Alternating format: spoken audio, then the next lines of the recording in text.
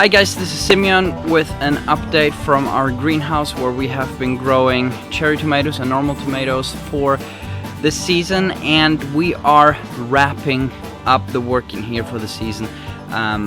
Join us and I'll give you an overview of what's growing in here right now and what we're doing. So we live in Sweden, as far north as southern Alaska, for those guys in North America.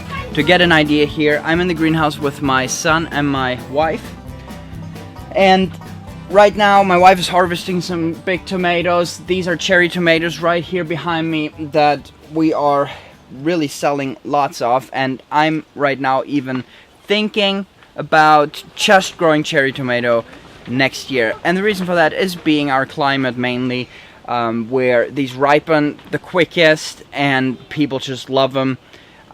You have them much earlier than the other tomatoes. But now it is August, the end of August, and we could have frost here very soon.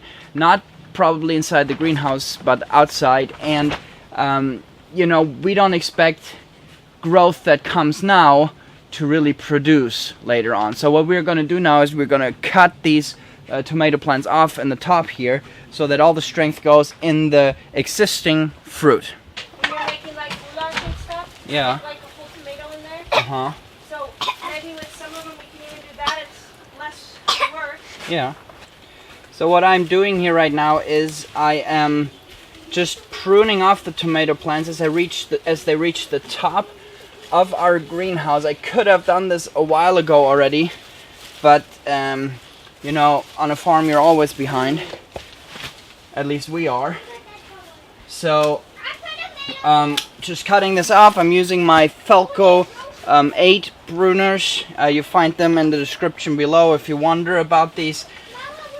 And yeah, this will really help us to get all the strength now these last weeks where we can grow in this greenhouse. All the strength will really go into these tomato plants, which is exactly what we want and need, because you know, once the frost comes here in the short growing season, we get darker nights and everything. There's no way this fruit that is starting to come now will ripen, so that's why we stop that all. Nice. So these tomatoes are just wanting to grow higher and higher, and our greenhouse up here is approximately 3 meters high, and that's our limit for growing. One reason why I love the cherry tomatoes is, you know, first of all, they start producing fruit quicker. The fruit ripens sooner, and then the weight is also less on these plants, so it really is much less weight to come down. Now, I don't like these tiny cherry tomatoes. This variety, the black sweet cherry, is just an absolutely incredible variety. People love it, and it makes such a good impression. The looks of it, the flavor, it's already sweet even when it's not all the way ripe, so you could start selling it quite early. So one problem that we have had with big tomatoes, and I don't consider myself a tomato expert in any way, but one problem that we've had is that they just don't get firm enough. They're firm on the outside, but then when you eat them inside, they're just quite soft. And you know, we only want to sell really good products, so we've always been very slow of selling those, and we've tried different varieties and stuff, and I'm not sure what that is, if it's the climate that we are growing in or what it is. The tomatoes were incredible for tomato sauce and can make homemade ketchup and everything, but it was just very difficult to get the right variety there, and we've tried a bunch. One of them was Moneymaker, which is, I mean, so many tomatoes, but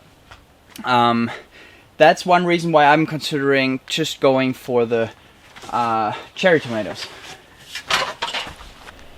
So now you just see me snipping these off. Even though these tomato plants have room to grow up, we are not really going for that anymore, because these are the big tomato plants, and they have a lot of existing fruit here that much of it won't even ripen. So we'll just try to get as much ripe as possible and just cut the plant off right now, so not more energy will go into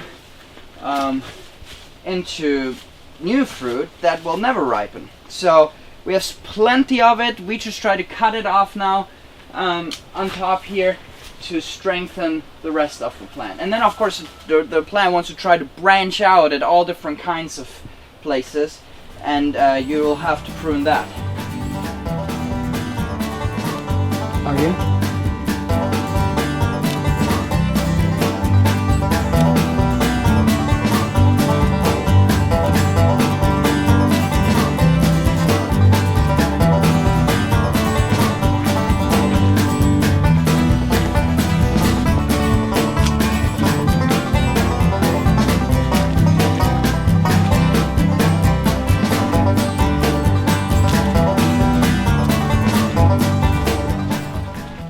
On one hand, it feels funny to prune away this much fruit, but knowing that it won't have a chance to ripen anyway, it makes it much easier.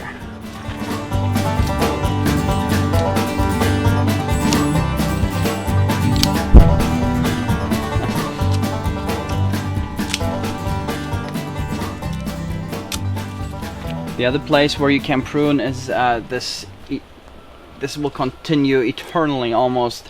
When you have some tomatoes, and then the branch continues and it continues and it continues, so you could prune that off if you want to. Then we have the bell peppers here, and they're coming along nicely. Full plants here. Remember, this is Sweden, cold climate, but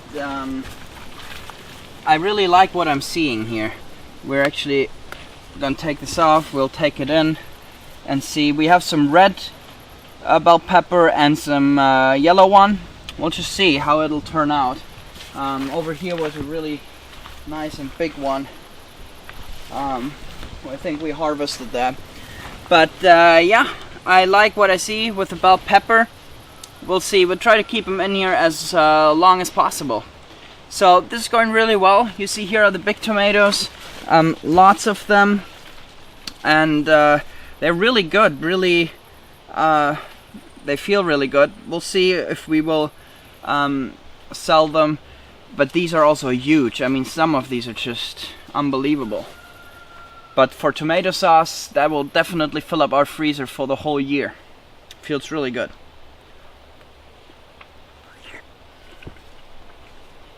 And this is what I was talking about at the outside here. It's not this firm stuff, but more like mushy. And we've done it with watering every day. We've done it with watering less. The key, I think, is watering on an equal basis. But yeah, it's I don't know what the customers think of this.